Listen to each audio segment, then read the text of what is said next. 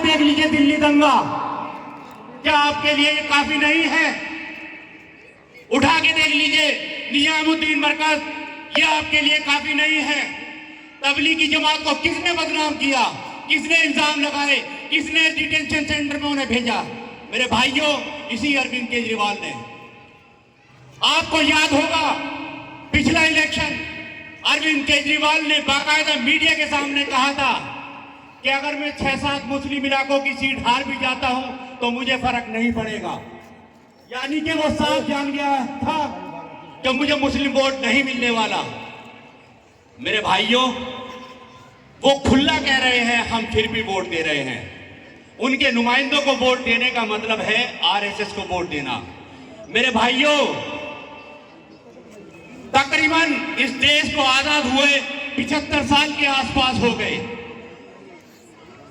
हमने कभी अपनी लीडरशिप को तरजीह नहीं दी, मगर मैं आपको बता दूं, हिंदुस्तान के कुछ मुख्तलिफ इलाकों में हमारी अपनी लीडरशिप मौजूद है। आप आसाम के अंदर उठा के देख लो, बदरुद्दीन अजमल साहब की अपनी वो पार्टी है, वहां मुसलमानों की तादाद 8% के आसपास है। वहां का मुसलमान मजबूत है सिर्फ 8% के दम पर। क्यों? क्योंकि उनकी आवाज उठाने के लिए वहां उनकी अपनी पार्टी मौजूद है।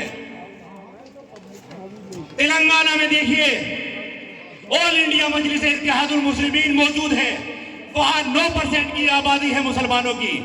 वहां आपकी अपनी पार्टी मौजूद है, मुसलमानों की मसाइल की बात करने की, मुसलमानों के हो रहे जुल्म के खिलाफ बोलने के लिए वहां मुसलमान मजबूत है। आप केरला में आ जाइए, मुस्लिम लीग मौजूद है, आपकी अपनी पार्टी, वहां मुसलमानों की आवाज उठाने के लिए।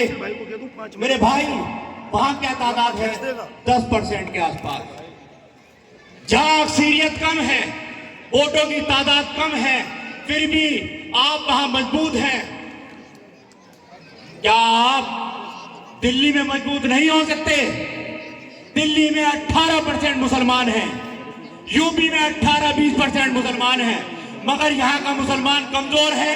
क्यों? क्योंकि हमने कभी अपनी सियासी पार्टी बनाने की कोशिश नहीं करी। हमने गैर ईमान वाले के ऊपर ईमान लाने की कोशिश की, कभी कांग्रेस के ऊपर ईमान लाए, कभी अरविंद केजरीवाल के ऊपर लाए, और अगर हमारे बीच में कोई अपनी पार्टी आई तो हम ही लोगों से ये कहलवा दिया कुछ दलालों ने कि ये बीजेपी की बी टीम है। मेरे भाई, आपको अपनी आवाज खुद बनानी होगी, आपको अपने वोट को यूनाइट करना होगा। ओखला हुआ, मुस्तफाबाद हुआ, सीलमपुर हुआ, जामा मस्जिद हुआ, 7 से 8 सीटें ऐसी हैं जहां आप अपनी इस पार्टी को मजबूत कर सकते हैं। अगर आपके नुमाइंदे 3 से 4 भी होते तो मैं समझता हूं दिल्ली दंगा जैसा आपके ऊपर कभी नाफिज नहीं होता। क्यों? क्योंकि उन्हें मालूम होता कि अगर हमने दिल्ली में दंगा कराया तो यहां इनकी अपनी लीडरशिप है जो एक हंगामा खड़ा कर देगी, एक आंदोलन खड़ा कर देगी, उस आंदोलन को रोकना नामुमकिन होगा। मेरे भाइयों, आपने जामिया में प्रोटेस्ट खड़ा करा, आपने शाहीन बाग में एक आंदोलन खड़ा किया, क्या पूरे हिंदुस्तान को नहीं जगाया? क्या वो तादाद के ऊपर था? अगर आप कमोबेशी बात करेंगे तो शायद मैं समझता हूं 5% भी मुसलमान अपने घरों से नहीं निकला था। अगर पूरा का पूरा मुसलमान अगर दिल्ली का जाग जाए तो हिंदुस्तान का तख्ता पलट देगा। वैसे दिल्ली की बात करता हूं, हिंदुस्तान की तो बहुत बड़ी बात है। आप अपनी तादाद को हल्के में क्यों नापते हैं? मेरे भाई, इस्लाम की बुनियाद सिर्फ आप नबी करीम सल्लल्लाहु अलैहि वसल्लम के ऊपर नाफिज है, तो आप अकेले शख्स ने पूरी दुनिया में एक बड़ा मजबूत मजहब दिया, क्योंकि सच्चाई और हक की तर्जुमानी के दम पर। तो आज आपकी इतनी अक्सरियत होने के बाद भी आप अपने आप को कमजोर क्यों महसूस करते हैं? आज एक सिपाउर रहमान को जिताइए, इंशाअल्लाह दिल्ली के अंदर अगर 8 सीटें हैं, 8 की 8 सीटें आपकी होंगी।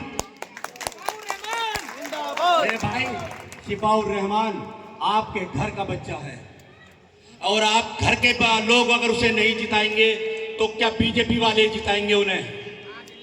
मेरे भाई, अमानत को आपने 2 दफा मौका दिया, आसिफ को आपने कई बार मौका दिया, तो एक बार शिफाउर रहमान को मौका दे के देखें। और शिफाउर रहमान इंशाअल्लाह जीत कर आए तो इस विधानसभा को एक रोल मॉडल की तरीके से बनाएंगे, जो दिल्ली की 8 विधानसभा इंशाअल्लाह हम जीत कर दिखाएंगे। और मेरे भाई, शिफाउर रहमान को जिताओगे तो आप खालिद सैफी की आवाज बनेंगे, आप तबरेज की आवाज बनेंगे, मेहरान हैदर की आवाज बनेंगे, मगर कहीं ना कहीं से आपको शुरुआत जरूर करनी पड़ेगी। और ये शुरुआत का बहुत अच्छा मौका है, क्योंकि अगर ओखला से जीत के जाता है पूरा हिंदुस्तान ये समझेगा अब मुसलमानों का जागने का वक्त आ गया। जो शाहीन बाग ने एक कोशिश आंदोलन के तौर पे करी थी, अब उसका रिजल्ट लेने का वक्त आ गया। अब सही मायने में हमें रोड पे निकलने का वक्त आ गया। तो ये जालिम हुक्मरान अपने आप खत्म हो जाएगी। तो आप लोग शिफाउर रहमान को जिताएंगे मेरे भाई। मेरे भाई, शिफाउर रहमान को ये जानकर जिताना कि वो आपके अपने घर का बच्चा है। इनके दर्द को अपना दर्द समझना मेरे भाई। मेरे भाई, यही मैं अपनी बात खत्म करता हूं। एक हमारे बड़े भाई मुदस्सिर भाई यहां मौजूद हैं, इंशाअल्लाह आप उनसे रूबरू होंगे, कुछ ख्यालात उनके भी सुनेंगे। खुदा हाफिज। शब्बा।